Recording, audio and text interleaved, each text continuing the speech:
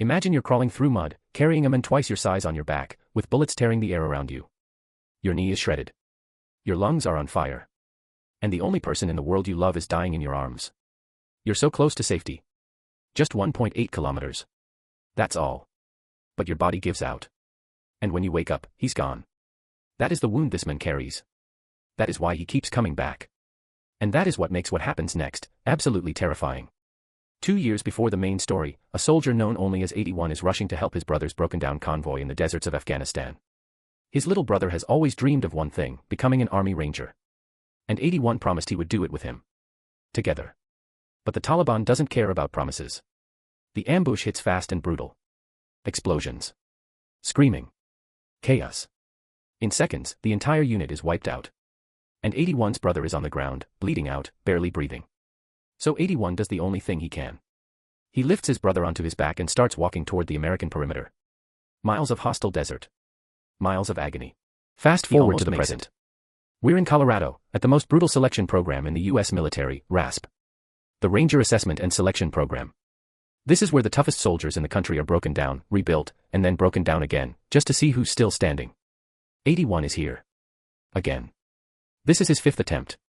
4 times before, his old knee injury disqualified him. But he's back. Because he made a promise to a dead man. At RASP, you don't have a name. You don't have a rank. You're just a number. 81, that's all he is now. That's all any of them are. And Sergeant Torres, the man running the circus, is not here to make friends. He's here to make rangers. Or break anyone who isn't one. 81 keeps to himself. He doesn't bond with his teammates. Doesn't joke around at breakfast. Doesn't show up to mandatory therapy sessions. He's here for one thing. To finish.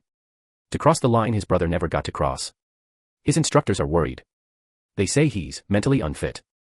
That he's running on fumes and grief. But 81 doesn't care. He just keeps going.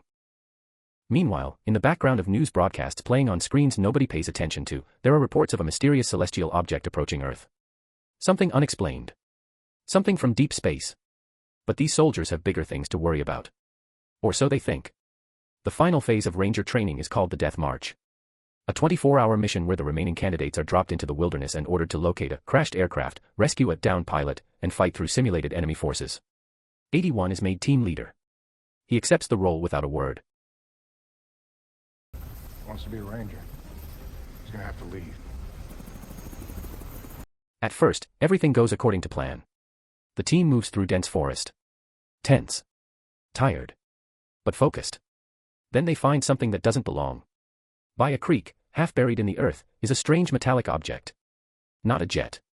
Not a drone. Something they have never seen before.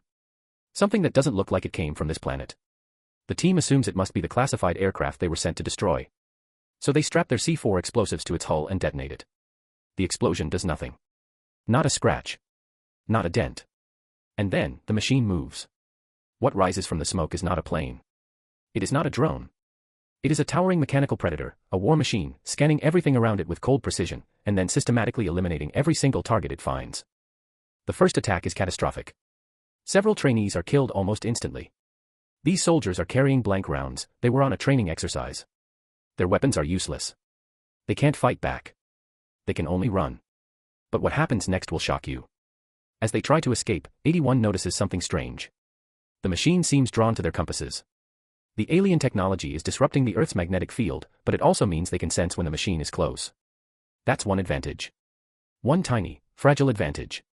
81 uses it. He organizes an escape, pulling his injured teammate, number 7, who has a shattered leg, and leading the survivors down a roaring river. They go over a waterfall. They reach the village that was supposed to be full of simulated enemies for the training mission, and find that every single instructor, every soldier stationed there, has been slaughtered. The machine got there first. This isn't a training exercise anymore. This is war. By the time they reach the final stretch, it's just 81 and 7. Everyone else is dead. The machine is still hunting. And 81 is out of bullets, out of teammates, and running out of time. But not out of ideas. 81 has been studying the machine between attacks. And he noticed something. Every few minutes, the machine releases bursts of heat and steam through venting panels on its hull. It needs to cool its energy core or it will overheat. That is the weakness. That is the only weakness. 81 lures it into a desert construction site. He uses a massive bulldozer to ram the machine with full force, pinning it against a rock wall. Then he positions it, deliberately, precisely, directly beneath a giant industrial asphalt dispenser. And he pulls the lever. Scalding asphalt pours down over the machine like lava, sealing every vent, clogging every cooling panel. The machine thrashes. Its systems scream. With nowhere for the heat to go, the energy core becomes unstable. And then it explodes. A massive fireball tears through the construction site. When the smoke clears, 81 is still standing. Barely. But standing.